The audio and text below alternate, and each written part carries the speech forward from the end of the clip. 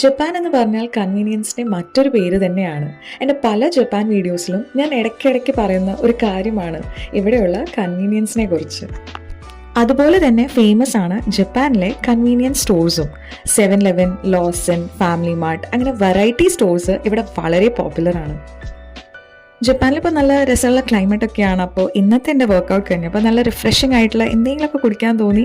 അങ്ങനെ ഞാൻ പോയത് ജിമ്മിൻ്റെ നേരെ ഓപ്പോസിറ്റുള്ള ഈ 7-Elevenലേക്കാണ് ഇവിടുത്തെ viral and famous smoothie try ചെയ്യാൻ. ജപ്പാനിൽ വന്നപ്പോൾ തൊട്ട് ട്രൈ ചെയ്യണമെന്ന് വിചാരിച്ച ഒന്നാണ് 7-Elevenലെ ഈ സ്മൂത്തി. ഇതിവിടെ വളരെ ഫേമസ് ആണ്. പിന്നെ ഇതിൻ്റെ ഒരു സ്പെഷ്യാലിറ്റിയാണ് നമുക്ക് തന്നെ ഇത് ഒറ്റയ്ക്ക് ഉണ്ടാക്കാം. യൂഷ്വലി സ്മൂത്തീൻ്റെ വെറൈറ്റി ഓപ്ഷൻസ് ഉണ്ടാവാറുണ്ട്. ഞാൻ മാംഗോ നോക്കിയിട്ടാണ് പോയത്, പക്ഷേ അപ്പോൾ അത് അവൈലബിൾ ആയിരുന്നില്ല, അത് തീർന്നിട്ടുണ്ടായിരുന്നു. അവൈലബിൾ ആയിരുന്ന കുറച്ച് ഓപ്ഷൻസ് ആയിരുന്നു ഓറഞ്ച് ബനാന സ്മൂത്തി, പിന്നെ ബ്ലൂബെറി, പിന്നെ വെജി സ്മൂത്തി, പിന്നെ ഇത് മാച്ച ആണ്. അങ്ങനെ കുറച്ച് റാൻഡം ഓപ്ഷൻസിൽ നിന്ന് എനിക്ക് സ്ട്രോബെറി മിൽക്ക് കണ്ടപ്പോൾ എന്നാൽ പിന്നെ ഇത് ട്രൈ ചെയ്യാമെന്ന് കരുതി അതെടുത്തു. അങ്ങനെ അതെടുത്ത് അതിൻ്റെ ബില്ലെല്ലാം നമ്മൾ പേ ചെയ്തു. എന്നിട്ട് സ്മൂത്തി മെഷീൻ്റെ അടുത്ത് പോയി. അതിലൊരു ബാർകോഡ് ഉണ്ട്, അത് സ്കാൻ ചെയ്യണം.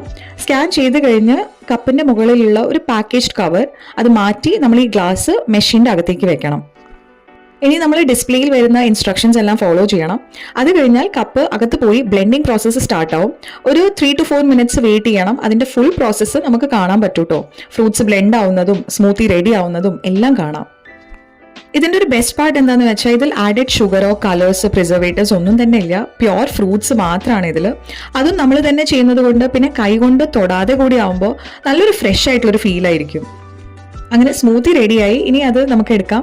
സ്ട്രോ മെഷീൻ്റെ സൈഡിൽ തന്നെ അവൈലബിൾ ആണ്. എക്സ്ട്രാ ഷുഗർ വേണമെങ്കിൽ ആഡ് ചെയ്യാം, പക്ഷെ ഞാൻ ആഡ് ചെയ്തില്ല. ടേസ്റ്റ് നോക്കിയപ്പോൾ എനിക്ക് അതിൻ്റെ ഒരു ആവശ്യം തോന്നിയില്ല. നല്ല ടേസ്റ്റി ആയിരുന്നു, എനിക്ക് വളരെ ഇഷ്ടപ്പെട്ടു. നെക്സ്റ്റ് ടൈം വേറെ ഫ്രൂട്ട്സ് ട്രൈ ചെയ്യണം എന്ന് വിചാരിക്കുന്നുണ്ട്. ഓവറോൾ നല്ലൊരു വെറൈറ്റി എക്സ്പീരിയൻസ് ആയിരുന്നു, നോ ഡൗട്ട്. അപ്പോൾ അത്രയേ ഉള്ളൂ. വീഡിയോ ഇഷ്ടപ്പെട്ടു എങ്കിൽ ലൈക്ക് ചെയ്യുക, കമൻറ്റ് ചെയ്യുക. ചാനൽ സബ്സ്ക്രൈബ് ചെയ്യാത്തവർ അപ്കമിങ് ജപ്പാൻ വീഡിയോസും വിശേഷങ്ങളും കാണാൻ സബ്സ്ക്രൈബ് ചെയ്യുക. Thanks for watching. Stay in touch. Okay, by.